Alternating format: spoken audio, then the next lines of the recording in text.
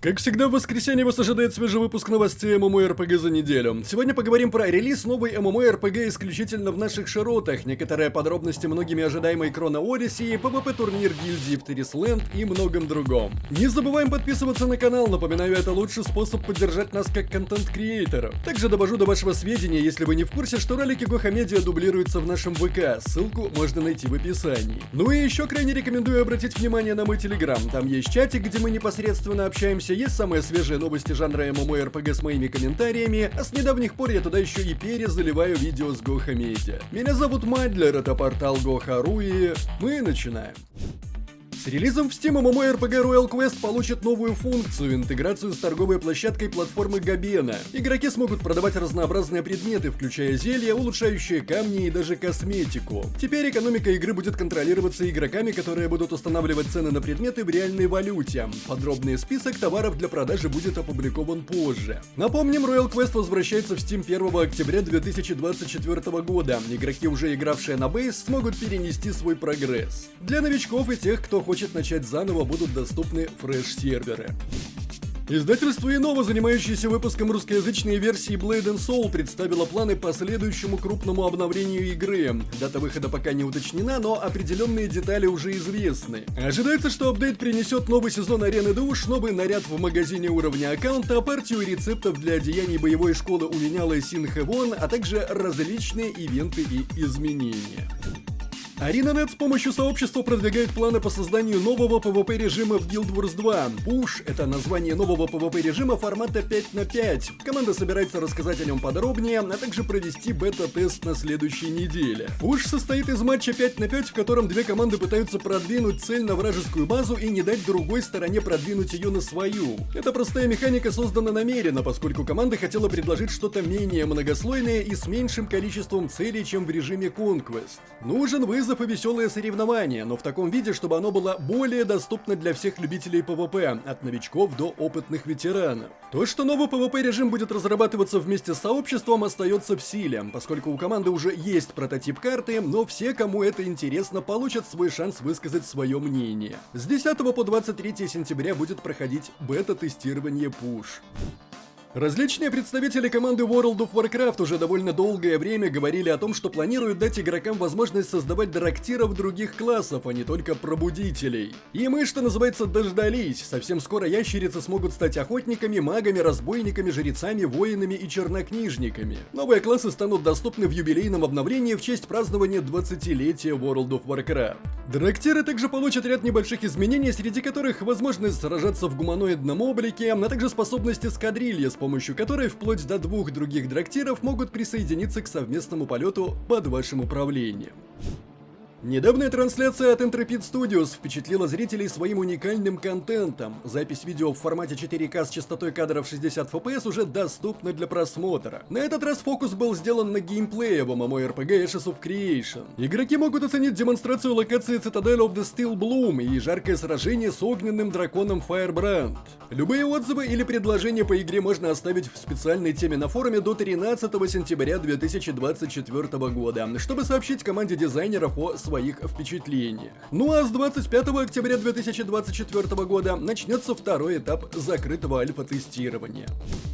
Как известно, MyGames продала научно-фантастическую MMORPG Skyforge другой компании и передала права издания третьей стороне. Плашка о том, что скоро игра получит нового издателя, висела на сайте уже давно. Ну а в конце августа стало известно, что права на игру переходят компании Innova. При этом любопытно, что речь идет о западной версии игры. Что же касается российской Skyforge, то и она сменит правообладателя. Им станет компания Games United, разработчик и издатель мобильных игр. Кампания по переносу данных на глобальных серверах началась на днях, а вот на ру-сайте пока тишина. После того, как в недавнем патче Reign of Guilds был обнаружен крупный эксплойт, разработчики опубликовали в блоге Steam сообщение о том, что произошло и что будет с теми, кто решил его использовать. Если вкратце, то несколько способностей АОЕ давали гораздо больше опыта, чем предполагалось, что в свою очередь позволило игрокам в основном добывать XP с непреднамеренно быстрой скоростью. В результате анализа прирост опыта был скорректирован. У тех, кто явно не использовал ошибку, XP будет просто скорректирован, как если бы они получали обычные очки опыта. Хотя для тех, кто принимал более активное участие в игре, будут сделаны более серьезные корректировки. В общем, можно сказать, никто не пострадал. Согласно официальному объявлению, создатели MMORPG Core Punk временно остановили продажу предварительных заказов. Наборы вернутся в продажу за несколько дней до релиза игры, который, напомним, состоится 26 ноября 2024 года. Причина такого решения, как сообщила команда, кроется в том, что количество предзаказов достигло нужного уровня для качественного теста, и им больше пока не нужно. От Artificial Core поступила информация, что игра все еще имеет много проблем, а некоторые механики до сих пор не реализованы. Однако команда работает над решением и постепенным добавлением нового контента и механик для создания высококачественного продукта.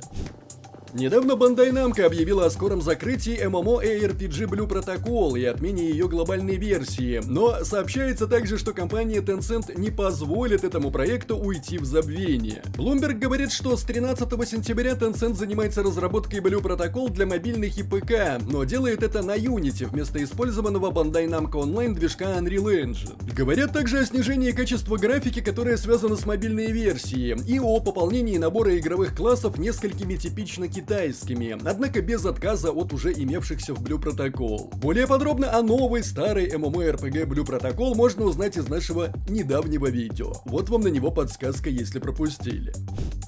Команда разработчиков русскоязычной версии MMORPG Arcade объявила об открытии нового сервера Mirage. Компания Astrum Entertainment собирается запустить его в сентябре. Создать персонажа на новом сервере смогут игроки, у которых уже есть герои на Рейвене, Ифнире и Нагашаре, или новички, еще не создавшие ни одного персонажа. Бонусами сервера Mirage станут ежедневные подарки и активности, за которые торговый союз будет платить дарукоины. Эту специальную валюту можно будет обменять на различные награды. Еще игроков на старте будут ждать сумка для сбора трофеев на 30 дней, ездовой и боевой питомцы. Развитие Миража будет осуществляться в 5 этапов. Каждый из них будет сопровождаться новыми событиями, испытаниями и наградами. Дата выхода сервера пока не наблюдается.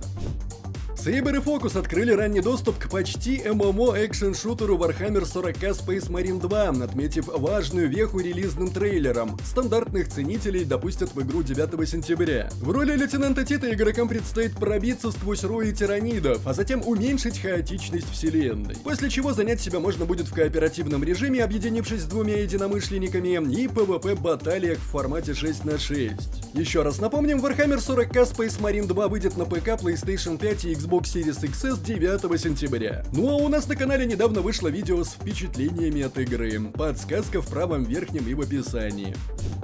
За последнее время создатели MMORPG Terrasland опубликовали несколько новых блогов разработчиков, включая превью Blight Dragon Elegy и PvP турнира. PvP турнир называется Silver Lead Cup, и регистрация на него уже началась. Это событие рассчитано на гильдии, разбитые на одну или две команды по 10 или 12 человек в каждой. Как только закончится период регистрации, а произойдет это 11 сентября, Tencent начнет составлять сетку турнира. Помимо внутриигровых наград на кону будут стоять и реальные деньги, хотя возможно их хватит только на хороший косметический набор. 3 лучшие команды-победительницы, именно команды, а не игроки, получат 1800 и 500 долларов соответственно. Также разработчики продолжают тизерить свой первый сезон полноценного PvE-контента, который стартует в октябре. В недавнем превью рассказывается о ледяном поле Скардина, об выносливых предках северян, основавших там города, и об их превращении в океанских хищников на огромных кораблях. Chrono Odyssey продолжает находиться в глубокой разработке. Недавно команда проекта опубликовала новые скриншоты и поделилась результатами опроса сообщества о том, какие элементы MMORPG им нравятся больше всего. Изначально были предложены такие варианты, как исследования, рейды, PvP и другие. В итоге, когда опрос был закрыт, исследование мира заняло первое место. За ним следует рейдовый контент, PvP, и почти 4% пользователей ответили другое. Тем, кто выбрал другое, понятное дело, было предложено дать свои ответы. Некоторые предложили PvE и кооператив, а также исследование и сюжет. Другие отметили кастомизацию и ощущения от игры любимыми классами. PvE-контент часто упоминался, поскольку его не было в первоначальном опросе, и некоторые потенциальные игроки уточнили, что речь идет о подземельях и квестах. Один из пользователей не удержался и сказал: «Мне очень нравятся даты релиза». Команда проекта также представила 3 новых скриншота, посвященных исследованию, которые были выбраны для того, чтобы передать ощущения от этого самого исследования. Информация о сроках чего бы то ни было по-прежнему нет. На платформе VK Play вышла новая MMORPG в фэнтезийном сеттинге Forsaken World Ragnarok. Россия первая страна глобального релиза игры. Проект имеет полноценную русскую локализацию и поддержку региональных сервисов. В честь выхода проекта на VK Play все новые игроки получат набор из внутриигровой валюты и предметов, по промокоду который вы прямо сейчас видите на экране. Акция действует до 31 октября 2024 года, код активируется в настройках игры. Forsaken World Ragnarok обещает иммерсивный опыт благодаря возможности трехстороннего взаимодействия с игрой с помощью мобильного телефона, планшета и ПК. Это одна из немногих китайских кроссплатформенных MMORPG. Традиционный регион фокусируется на мобильной разработке. Помимо классических для MMORPG игровых механик, по словам разработчиков, Forsaken World Ragnarok отличается своей развитой социальной системой. Игровой процесс направлен на командные взаимодействия и совместный прогресс при выполнении ежедневных заданий и сезонных ивентов. Также игрокам доступны различные классы персонажей с уникальными навыками и способностями.